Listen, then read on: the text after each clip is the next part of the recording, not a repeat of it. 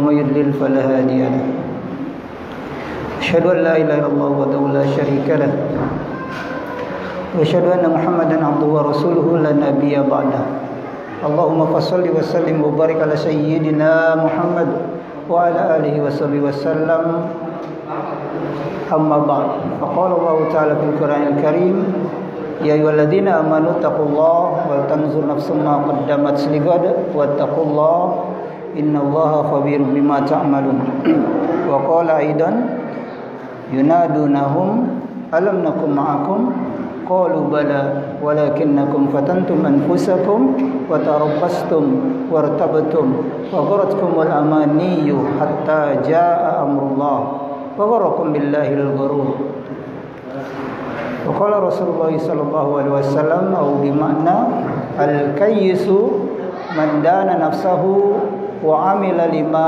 بعد الموت والعاجز من أتبع نفسه هواها وتمنى على الله صدق الله العظيم وصدق Rasulullah sallallahu alaihi wasallam. Hadirin sidang salat maghrib yang dimuliakan Allah, bapak-bapak, ibu-ibu rahimakumullah. Puji syukur kita panjatkan kehadirat Allah Subhanahu wa taala yang telah begitu banyak memberikan nikmat-Nya kepada kita, sehingga dengan nikmat-Nya itu kita bisa hadir di tempat-Nya yang mulia ini melaksanakan salah satu ketaatan kita terhadap-Nya, salat maghrib berjamaah. Kemudian dilanjutkan dengan kewajiban kita berikutnya, yaitu thalabul ilmi. Mudah-mudahan segala amal ibadah kita semua dinilai ibadah oleh Allah Subhanahu wa taala. Kemudian salawat serta salam tak lupa kita sampaikan kepada junjungan kita Nabi besar Muhammad sallallahu alaihi wasallam beserta keluarga, sahabat dan para pengikutnya yang tetap istiqomah mengikuti sunnah dan jalannya hingga akhir zaman. Apa kabar bapak-bapak semua? Insyaallah sehat ya. Walaupun timnas kita kalah, tapi tetap semangat. Mudah-mudahan di leg kedua Indonesia menang, ya 7-0 lah, ya. Biar juara insyaallah. Ya, menangis, nggak apa-apa. Yang penting semangatnya udah dapat, ya semangatnya udah dapat. Insyaallah timnasnya masih muda-muda kayak saya, bisa lah setahun lagi lah, kalah lagi. Mudah-mudahan ya. Dan ikhwati iman rahimakumullah, tak terasa kita berada di penghujung hari ya, penghujung hari dari tahun 2021 Masehi.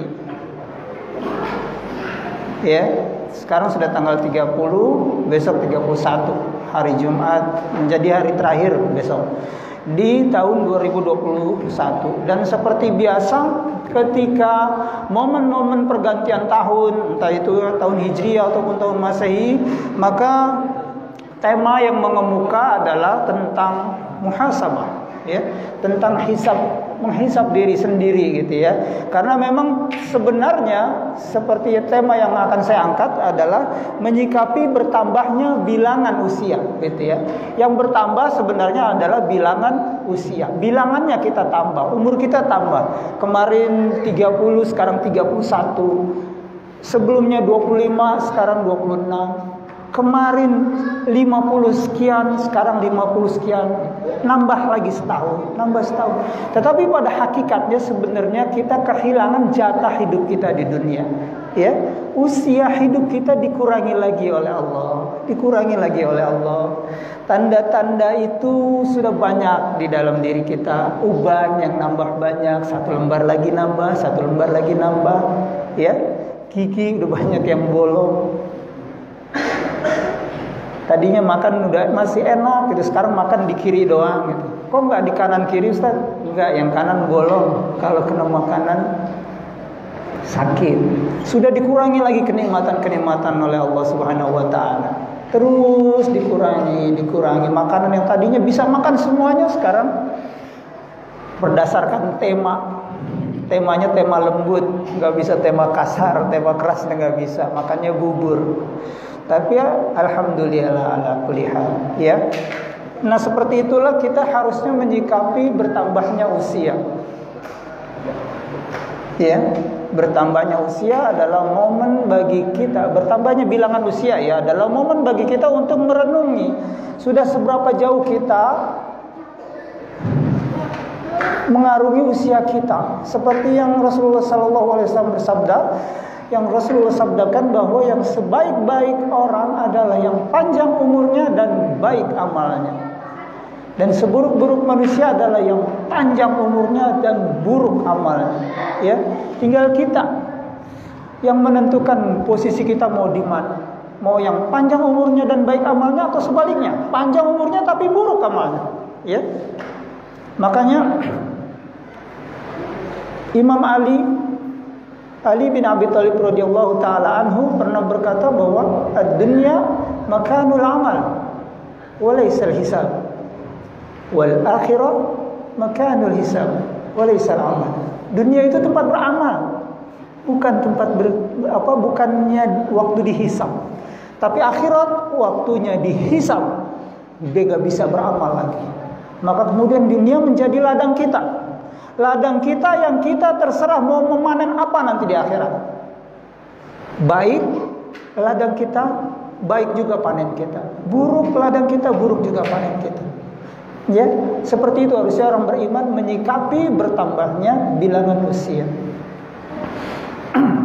Dalam suatu kesempatan Rasulullah SAW bersabda, "Au bimana al-kayyisu man dana nafsahu wa amila lima ba'dal maut, wal ajizu man atba'a nafsahu hawaha, man atba'a nafsahu hawaha wa tamanna 'ala Allah." Al-kayyisu, orang yang bijak, orang yang cerdas adalah orang yang dana nafsahu, dapat mengendalikan dirinya, dapat mengendalikan hawa nafsunya. Wa amila lima ba'dal mauti, dan beramal untuk bekal kehidupannya ba'dal maut, setelah kematian. Karena ada kehidupan lagi setelah kematian. Wa amila lima ba'dal maut, dan dia beramal untuk kehidupannya setelah mati. Al-kayyis, orang yang bijaksana. Sebaliknya al-ajizu, lawan dari al-kayyis. Kalau kayyis itu diartikan bijaksana, cerdas, pintar, maka al-ajizu adalah lawannya. Orang yang lemah, orang yang bodoh adalah man atba'a nafsahu hawa, orang yang memperturutkan hawa nafsunya. Orang yang memperturutkan hawa nafsu. Wa tamanna 'ala Allah, dan berangan-angan, banyak angan-angan kepada Allah. Ya, banyak angan-angan kepada Allah, berangan-angan terus, ingin beriman, ingin sholat, ingin berpuasa, ingin ini, ingin itu, tapi obsesi doang.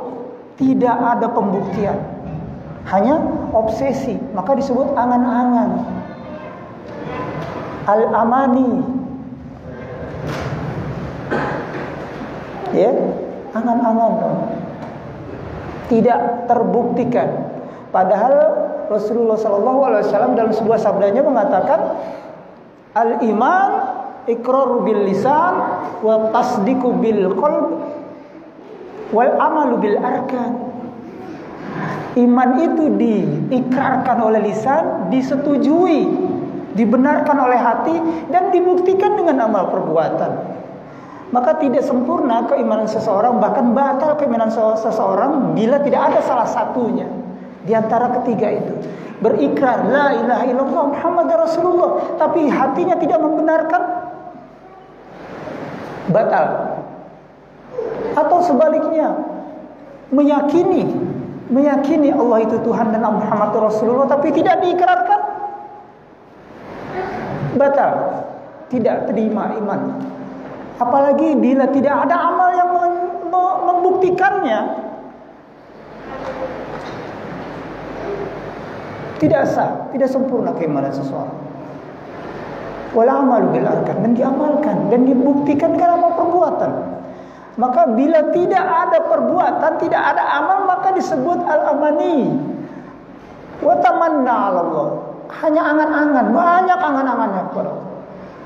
Maka dalam suatu firman-Nya Allah Ta'ala berfirman, nanti di akhirat orang-orang munafik itu memanggil orang beriman, meminta tolong.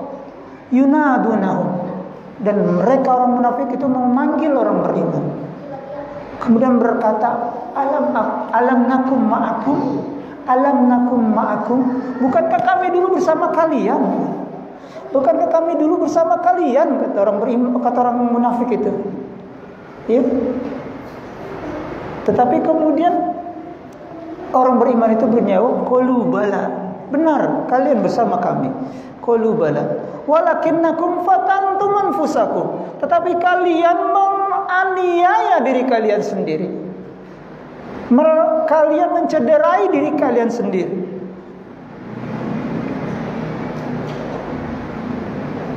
Walakinnakum fatantum anfusakum wa tarabbastum wa wartabtum wa gharatkumul amani. Di antara yang disebutkan oleh Allah sebagai kriteria mencederai diri sendiri itu, mencelakai diri sendiri itu adalah wa gharatkumul amani. Dan kalian diperdaya oleh angan-angan kalian.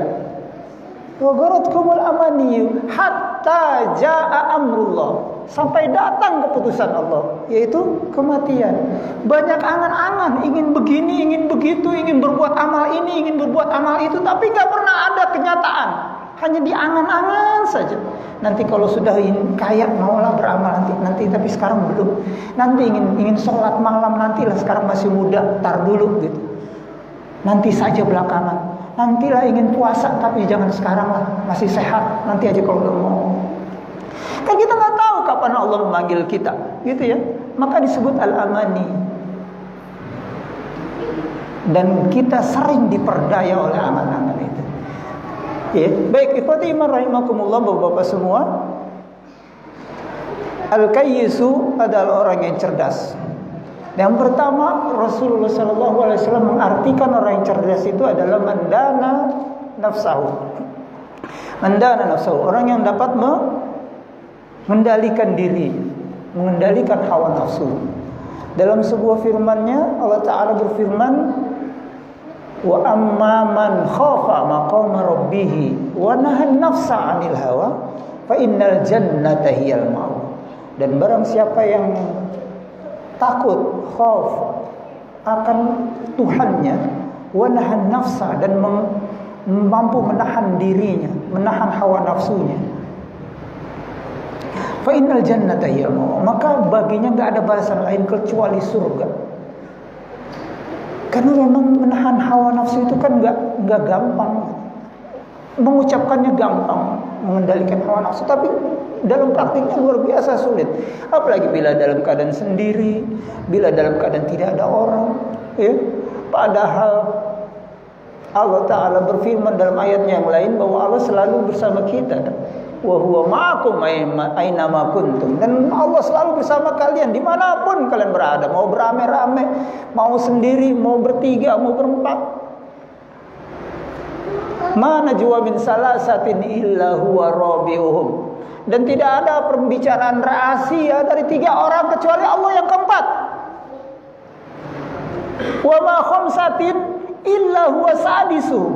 Dan tidak ada pembicaraan rahasia antara 5 orang kecuali Allah yang ke-6. Ya. Kemudian Allah memberikan saksi-saksi gitu. Padahal pun tanpa saksi pun Allah Maha mengetahui. Tapi Allah itulah sisi keadilannya Allah. Allah memberikan saksi bagi kita. Nanti tangan kita menjadi saksi buat kita, mulut kita, kaki kita, bahkan pikiran kita. Bahkan Allah mempersiapkan malaikat untuk mencatat amal-amal baik dan amal-amal buruk kita, dan itu akan menjadi saksi juga. Walaupun tanpa itu semua Allah Maha Adil, Allah Maha mengetahui. Tapi sisi itulah sisi keadilan Allah. Allah memberikan saksi, memberikan bukti apa-apa saja yang kita lakukan. Ya. Maka kemudian orang yang mampu mengendalikan diri itu tahu bahwa Allah mengawasinya. Ya. Allah mengetahui amalannya, Allah mengetahui tingkah lakunya, bahkan Allah tahu lintasan-lintasan pikiran di dalam otak dan hatinya tuh Allah Maha mengetahui. Innallaha alimun bidzatis sudur. Sungguhnya Allah mengetahui apa yang ada di dalam dada-dada kita. Maka kemudian orang yang mampu mengendalikan hawa nafsunya, dia mengendalikan semuanya, bahkan lintasan-lintasan pikirannya pun dia diatur sama dia, dikendalikan. Maka itulah fa innal jannata hiyal ma'wa. Maka kemudian balasannya kan surga, karena memang sulit itu. Ketika Jibril mengajarkan agama kita dengan bertanya pada Rasulullah, "Ya Rasulullah, akhbirni 'anil ihsan." Wahai Rasulullah, terangkan kepada kami tentang ihsan. Kemudian Rasulullah SAW menjawab, "Al-ihsan an ta'budallaha ka'annaka tarah." Ihsan itu engkau beribadah kepada Allah seolah-olah engkau melihatnya. Fa in lam takun tara fa innallaha yaraka. Dan seandainya pun kamu tidak dapat melihat Allah, karena memang kita tidak mampu melihat Allah, maka yakinlah bahwa Allah melihat kita. Maka ihsan itu adalah beribadah seolah-olah kita melihat Allah dan yakin bahwa Allah melihat kita. Itu tingkatan tertinggi dalam sebuah ibadah. Maka kemudian segala peribadatannya, segala tingkah lakunya, semua diniatkan sebagai ibadah, dan dia tahu Allah Maha melihat. Allah melihatnya. Sadaqta, kata Jibril ketika Rasulullah mengatakan seperti itu.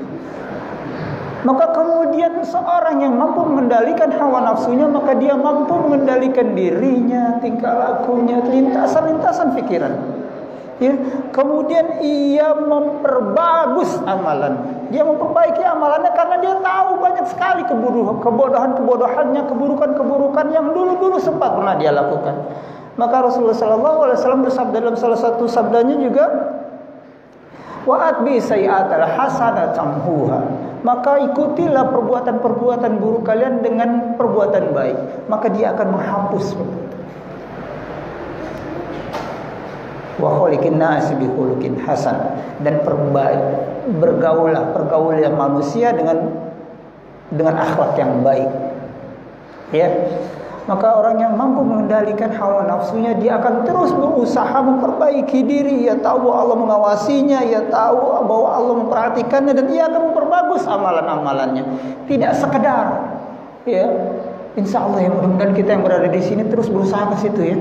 Karena kan kita juga kan mungkin tempatnya salah, tempatnya lupa, kita belum ke taraf itu, tapi ada usaha kita seperti itu gitu. Kita tahu Allah memperhatikan kita, kita yakin bahwa Allah memperhatikan kita. Mungkin ada beberapa kesalahan-kesalahan kita, kebodohan-kebodohan kita, kejahilan-jahilan kita, maka kemudian kita ikuti kejahilan kita, kebodohan kita dengan terus beramal saleh dengan sungguh-sungguh, dengan harapan mudah-mudahan Allah mengampuni kesalahan-kesalahan dosa-dosa kita yang dulu, karena kita beramal saleh dan berusaha memperbaiki dan memperbagus amal-amal saleh kita. Kemudian berikutnya orang yang mampu mengendalikan hawa nafsunya, ia mampu berusaha untuk menahan dirinya dari kemaksiatan. Apa ada di antara kita yang tidak pernah melakukan kemaksiatan? Pasti ada. Dan itu manusiawi, ya. Tempat kita salah. Dan sebaik-baik orang yang bermaksiat adalah orang yang kemudian bertaubat kepada Allah dan kemudian menyesali apa yang pernah dia lakukan, kemudian memperbaiki amalannya dengan harapan amalan-amalan itu bisa menghapus kesalahan-kesalahannya dulu. Bahkan beberapa ulama mengatakan rasa sesal kita, rasa sedih kita karena berbuat maksiat, berbuat suatu kesalahan itu jauh lebih baik di sisi Allah dibanding orang yang taat tapi riya karena taatnya, tapi ujub karena taatnya. Ya, tapi ujub karena taatnya. Maka orang yang berbuat salah kemudian menyesali kesalahannya itu jauh lebih baik. Mendana nafsahu. Kemudian orang yang cerdas berikutnya menurut hadis ini, apa yang disabdakan oleh Rasulullah pada hadis ini adalah wa amila lima ba'dal maut. Dan beramal, orang yang cerdas itu orang yang beramal 5 ba'dal maut, untuk bekal kehidupannya setelah kematian. Khotimah rahimakumullah, semua dari kita yakin, seyakin-yakinnya bahwa kita akan menuju ke situ, kita yakin. Wala yu'akhirullahu nafsan idza jaa, wala yu'akhirullahu nafsan idza jaa ajaluha. Dan Allah tidak akan memperlambat, mengakhirkan, menunda-nunda ajal seseorang ketika ajal itu sudah sampai. Nggak akan, nggak perlu kita ngumpet, nggak apa ya, nggak bermakna gitu, tidak percuma kita berlari dari kematian. Qul innal mauta alladzi tafirruna minhu fa innahu mulaqikum. Katakanlah bahwa sesungguhnya kematian yang kalian lari daripadanya, maka dia akan mendatangi kalian. Summa turadduna ila alimil ghaibi wasyahadah. Kemudian kalian akan dikembalikan kepada yang maha mengetahui hal yang gaib dan maha mengetahui. Fa yunabbiukum bima ta'malun. Dan kemudian Allah akan menghisab kita, akan menghitung amalan-amalan kita. Jadi kematian itu adalah hal yang pasti gitu. Sekarang permasalahannya bagaimana kita mempersiapkan diri kita setelah kematian itu. Karena ada kehidupan setelah kematian. Nah, harusnya seperti itu memang seorang beriman. Harusnya seperti itu. Kita tahu, yakin bahwa kematian itu akan menghampiri kita. Dan tidak syarat untuk kematian itu, syarat untuk meninggal itu nggak harus tua. Berapa banyak yang masih muda di antara kita yang sudah mendahului kita. Syarat kematian itu tidak harus sakit. Berapa banyak orang yang kelihatannya sehat kemudian tiba-tiba meninggal. Ya, kita nggak tahu. Kita sampai ke rumah juga nanti hari ini setelah kajian ini juga kita nggak tahu. Semuanya ada dalam genggaman Allah Subhanahu wa taala. Yang kita bisa hanyalah memperbaiki amal dan berbekal. Karena itu perintah. Ya ayyuhalladzina amanu taqullaha wal tanzur nafsum ma qaddamat ligat.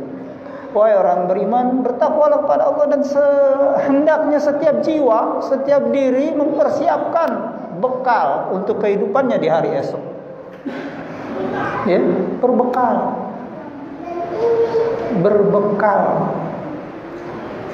Wa inna khairaz zadit taqwa, dan sebaik-baik bekal adalah takwa. Maka setiap khatib dalam mimbar-mimbar Jumatnya pasti mewasiatkan wasiat takwa. Karena wasiat takwa inilah wasiat para nabi. Semua nabi mewasiatkan ini. Wala tamutunna illa wa antum muslimun. Dan janganlah kalian mati kecuali dalam keadaan berserah diri, dalam keadaan Islam, dalam keadaan tunduk. Masya Allah. Nambah, benar umur kita nambah, tapi bilangannya yang nambah. Maka kemudian orang yang kayis, yang cerdas itu berusaha untuk menghisap-hisap dirinya sendiri. Berusaha berhitung-hitung.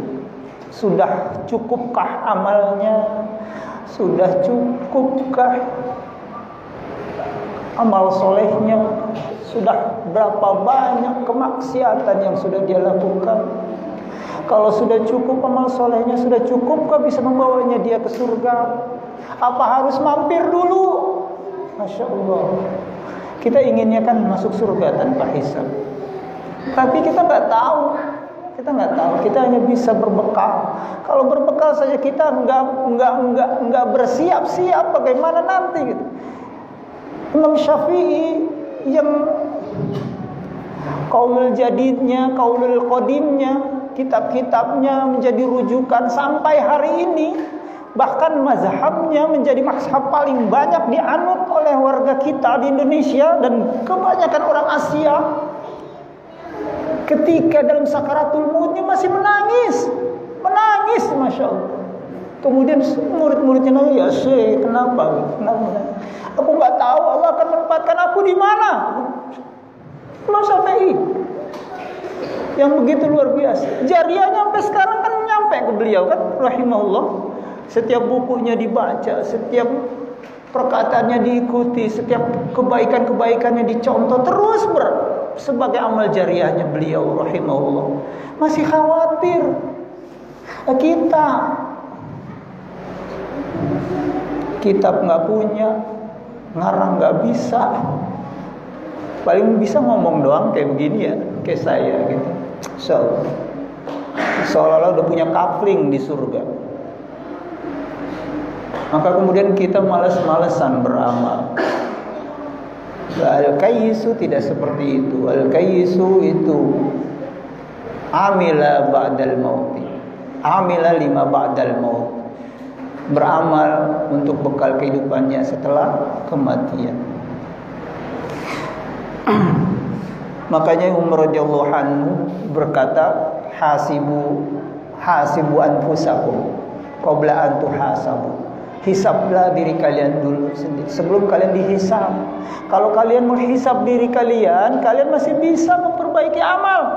Kalian bisa mengganti amal-amal buruk yang mungkin kalian pernah lakukan dengan amal baik. Tapi kalau kalian yang dihisab, nanti di akhirat sudah gak bisa lagi beramal. Al-akhirah makanul hisab wa laisal amal. Akhirat itu tempatnya hisab dan tidak ada lagi amal. Masya Allah. Hasibu anfusakum qabla an tuhasab. Umar radhiyallahu anhu, Umar bin Khattab radhiyallahu anhu berkata seperti itu. Makanya sempat ketika dia melihat ada rakyatnya yang masak batu kan, sementara anaknya nangis gitu. Kemudian si ibunya mengatakan, udah biarin, ntar juga tidur sendiri dia, anak-anak saya, biarin aja nangis, ntar juga capek tidur sendiri. Kata Umar, emang nggak ada khalifah, nggak pernah khalifah nggak tahu ibu begini. Kata ibu, kalau khalifah tahu dia pasti berusaha untuk melihat rakyatnya gitu. Tapi nggak ada Umar, nggak ada khalifah. Si ibu nggak tahu kalau yang di hadapannya itu. Maka kemudian Umar langsung ke Baitul Mal, ngegendong sendiri gandum, sembako, bahan pokok, bahan makan untuk ibu itu. Sampai khadimatnya, pembantunya tuh nggak enak. Ya khalifah, biar saya aja yang bawa. Kata Umar, antum mau nanggung beban dosa saya di akhirat? Umar bin Khattab. Padahal sebenarnya kan gak masalah kan dibawain sama khadimatnya, sama pembantunya, sama asistennya. Tapi Umar nggak mau. Umar tahu dosanya nanti nggak bakal ditanggung oleh orang lain. Maka dia gendong sendiri itu gandumnya, dimasakin itu sendiri depan ibunya, dimasakin sampai disuapin tuh anak-anaknya, disuapin. Amilah lima ba'dal maut, beramal untuk kehidupan setelah mati. Udah seperti itu aja Umar masih sering menangis gitu, sering nangis, nggak tahu. Salah satu pidato waktu Umar melepas Sa'ad bin Abi Waqqas menjadi gubernur, salah satu wasiatnya gitu, ya Sa'ad, jangan tertipu, jangan kau terpedaya dengan apa yang pernah disampaikan oleh Rasul. Maksudnya kan Sa'ad itu salah satu yang dikabarkan masuk surga kan sama Rasul. 10 nama itu salah satu yang disebut itu Sa'ad bin Abi Waqqas. Kata Umar, jangan terpedaya. Nangis Sa'ad gitu. Awalnya Sa'ad kan nggak mau kan, Sa'ad nggak mau ditunjuk jadi gubernur, takut nggak mampu. Sa'ad ditunjuk jadi gubernur nggak mau. Kalau kita sekarang berebutan ya, berebutan jadi gubernur. Sa'ad nggak mau. Kata Umar, ya Sa'ad, kamu mau setelah menggiring aku menjadi khalifah, apakah kau akan menjorokin aku ke neraka? Nggak mau nolongin saya? Marah Umar. Baru mau tuh Sa'ad. Nah, salah satu pidato pelepasan Sa'ad itu dia bilang gitu, jangan terpedaya wahai Sa'ad. Sa'ad digituin. yang sudah dikabarkan oleh Rasul, bercucuran air mata saat menebus. Masya Allah ya, salafus saleh mau apa namanya meresapi kematian itu seperti itu ya. Masya Allah. Umar bin Abdul Aziz, cicitnya Umar, sampai kurus kering selama 2 tahun kepemimpinan beliau menjadi khalifah. Umar bin Abdul Aziz kurus kering karena takut gitu, takut hisabnya, takut apa yang akan dia bawa nanti sebagai pertanggungjawaban ke Allah. Padahal bijaksana luar biasa, sayang sama rakyatnya luar biasa.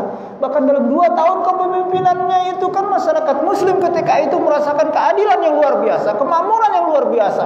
Sampai dikabarkan musang aja nggak memakan kambing gitu, disebutkan dalam sejarah seperti itu. Saking adilnya kali. Maka kemudian suatu ketika ada serigala yang memakan kambing, salah satunya karena sudah wafatnya Umar bin Abdul Aziz. Sampai kurus kering memikirkan kematian. Ya. Tetapi tidak hanya sekedar memikirkan kematian, dia beramal untuk kematiannya. Masya Allah. Ikhwati rahimakumullah, itulah orang yang kayyis, mendana nafsahu wa amila lima ba'dal maut. Orang yang mampu mengendalikan diri dan mampu beramal untuk kehidupan setelah mati. Baik, ikhwati rahimakumullah, kemudian al-ajizu, lawan dari al-kayyis adalah al-ajizu. Al-ajizu man atsba'a nafsahu hawaha. Orang yang lemah adalah orang yang menuruti hawa nafsunya.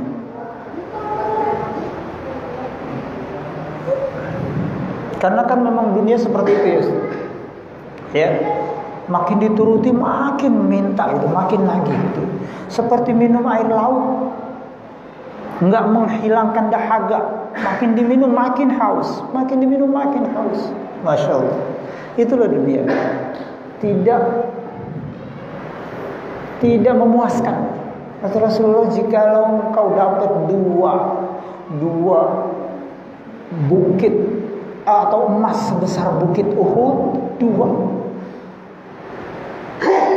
Kalaupun kalian mendapatkan emas sebesar 2 bukit Uhud, kalian pasti minta yang ketiga, pasti nyari yang ketiga. Itulah dunia. Apalagi kalau dunia sudah di hati, diperturutkan terus. Dulu kayaknya punya motor doang juga cukup ya. Sana kemari lihat kajian, mabit di sana kemari cukup gitu. Ngajak teman jalan bareng-bareng, touring ke puncak rame-rame, datengin kajian atau mengisi kajian, sampai ketika Allah memberikan keleluasan rezeki, istri, anak-anak nambah, dapat mobil gitu. Kagak ada yang kesamperan lagi tuh, kajian-kajian kagak ada yang didatengin lagi. Masya Allah.